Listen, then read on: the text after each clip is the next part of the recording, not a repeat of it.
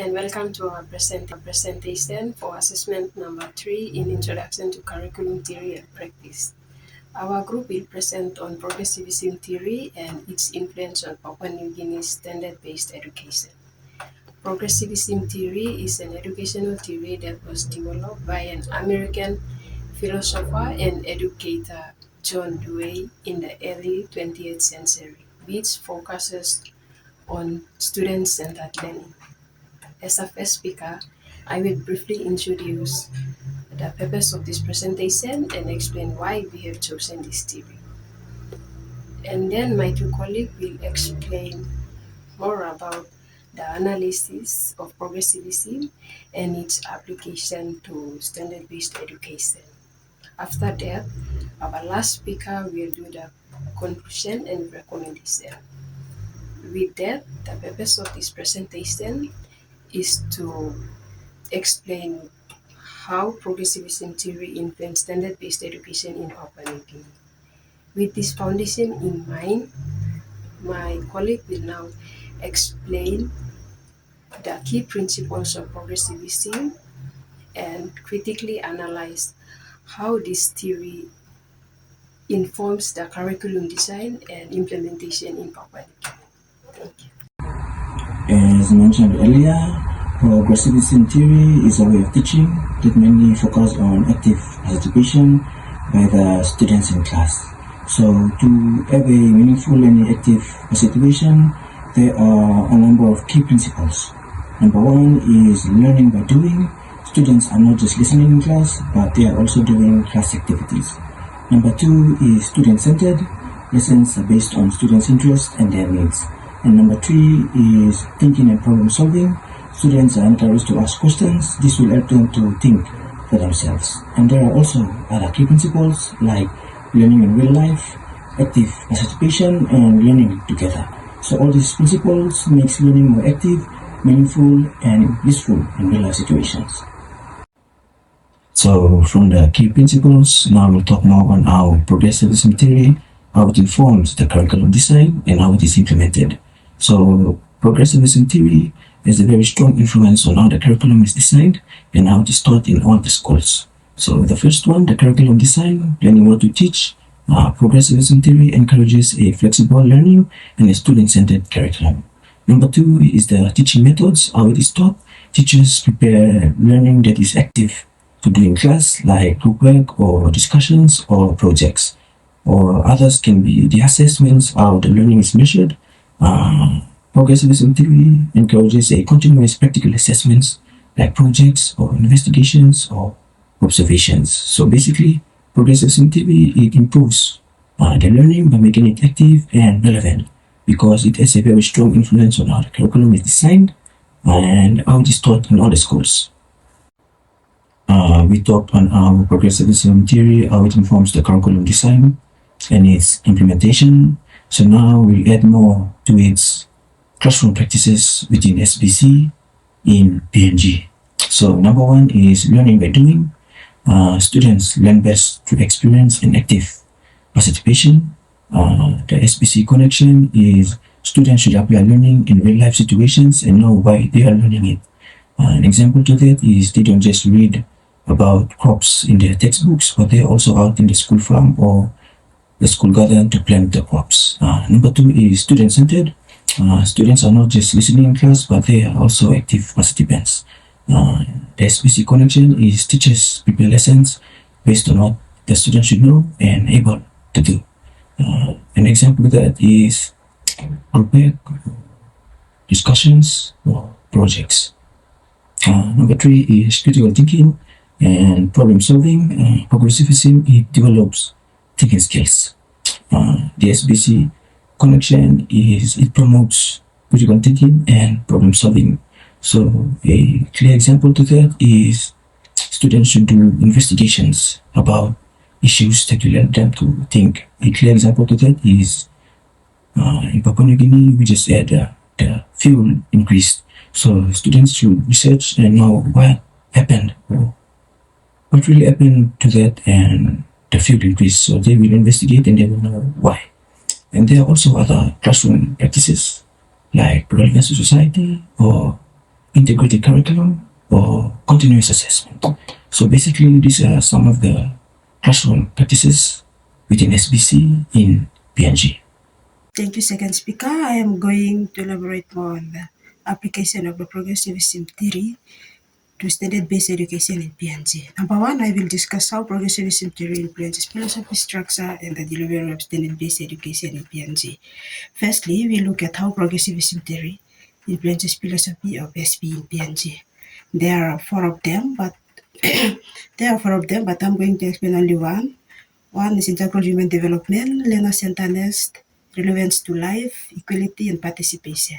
Integral human development, the foundation philosophy of PNG education, focuses on the development of the whole child, including the emotional, physical, spiritual, and all social aspects rather than feeding facts. Like, for example, progressivism theory influences on the philosophy by setting the guide for teachers to teach the students about the process of becoming emotionally stronger, more independent, and better at dealing with problems and decision making in each society and community.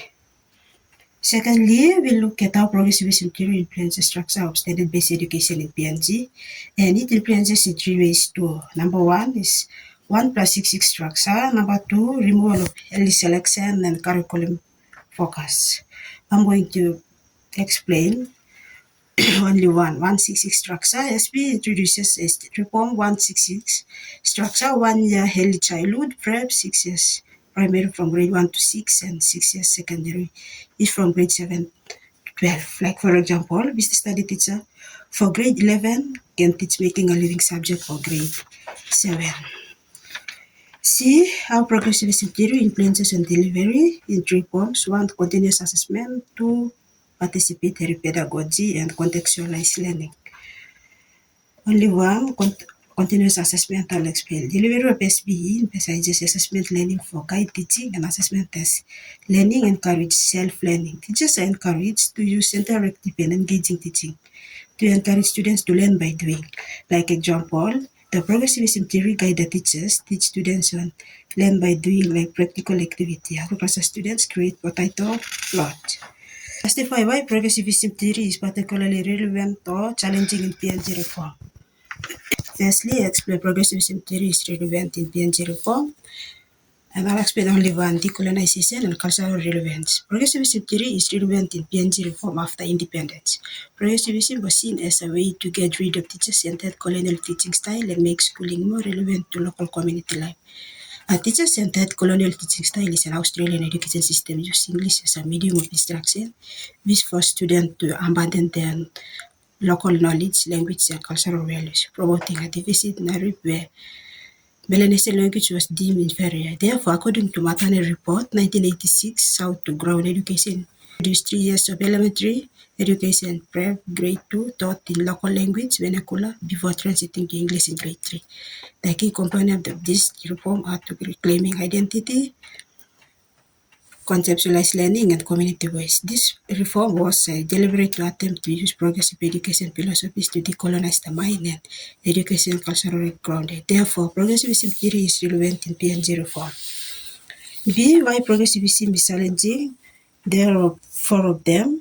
Incompatibility with local epistemology, poor infrastructure and resources, failed implementation of report, and cultural mismatch.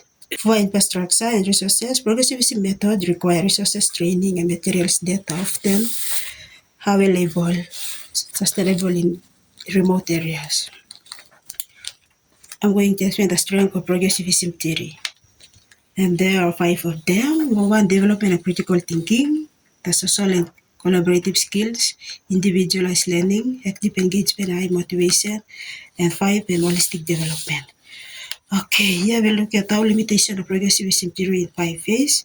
Number one is lack of structure and rigor, resources intensive, teacher dependency, difficulty with standardization, and potential equality. For learners, there are three of them too: active engagement, developing autonomy, and problem solving focus. Learners tackle real world problems, preparing them for future work environment. Okay, lastly is for policymakers, flexible curriculum, alternative assessment, and resources allocation. Thank you, and I'll hand it over to the last person to do the brief summary of the presentation. According to the first speaker, he defines that according to John Darwin's philosophy, he believes that education should be an experience and a student-centered teaching or student-centered learning, not the teacher-centered, teachers being a instructor. Teachers must involve students in learning, involve students in discussion, involve teachers and students in learning. It is believed that learning should be done in a context of the community, the society where the students or whoever that's gonna learn. The theory helps the students not only gaining knowledge but also develop skills, practical skills and real life skills that are gonna help them as they go back after the studies in their societies. They can continuously use these skills, and this is one of the things that progressive theory believes, that learning should be a student-centered learning. They involve students more in the learning. To conclude, progressive theory in PNC context, which is the SBC system, it's promote practical activity, cultural related learning, and particularly based on practical learning. It doesn't help the students only to gain knowledge, but it also provides them with a practical and develop lifelong skills, or we can say real life situations in the community. So for instance, in the field of agriculture, they take the students out to the field and do gardening and teach them how to do nursery, and all these curriculum activities helps them to gain that experience in a real life situation. In a perspective of teaching, teachers are trained to do a student-centered lesson planning, or teachers do planning in a context, cultural context that suits different individual, different students and the location.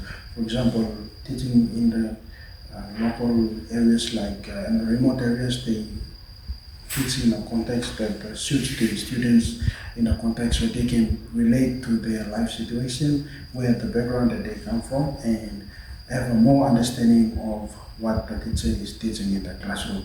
So it's like a real experience that they are taught in the classroom that gives them more understanding of the topic and the concept that they are teaching.